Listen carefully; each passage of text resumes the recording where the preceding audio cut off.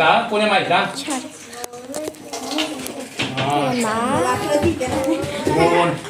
Deci, avem apă, am pus zahăr, am pus făină, am pus fructe de pădure, pardon, da? Ce mai trebuie? Ia, cine știe, ce mai trebuie? Să... Amestecăm. Bineînțeles. Cine vrea să mă ajute la amestecăm?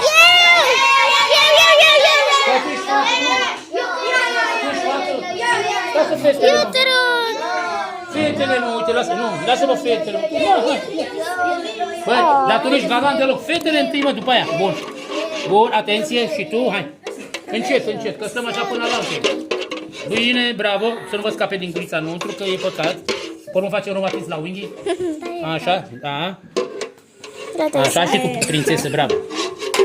Bun, mamă, sunteți bun de pus de mixer. Și tu mai vrei? Vrei să ajungi la Masterchef? Bravo, perfect. Așa, lăsați. Lăsați-le pace. Bun, fiți atenți.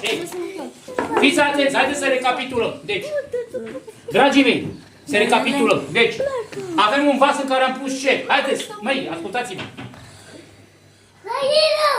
Făină, bravo, ce-am mai pus? Zahăr, esență, fructe de pădure. Trebuie să băgăm la? Coc! La coc! Măi, ăsta e cuptor. Nu-i cuptor, mai ăsta e cuptor. Spune bună! Ce facem, mă, dacă nu Bună e ziua lui!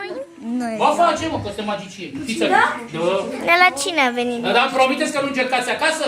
Bineînțeles că îmi promiteți, da. Fiți atenți. A intrat la tine? Fiți atenți. Voi nu încercați acasă. Deci, dacă nu avem cuptor, eu fi magician, improvizăm un cuptor, da?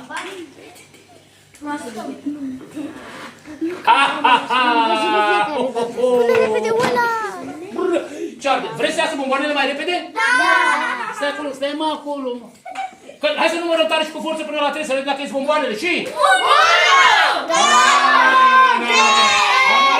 2! Toți odată până la 3 și? 1! 2! 3! 1! Nu, până la 3. 1, 2, 3, bomboane.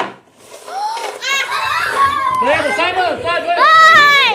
Dați-mi mie toate bomboanele! Nu fi. Bine, dau go! Ți-a furat locul, Cuțu! Stați acolo! Ți-a furat locul, Cuțu! Așa. Tu dai ciorditul bomboană, l-am lăsat cu aia dumneavoastră. Stai mă, stai. Câte vrei, mă, da.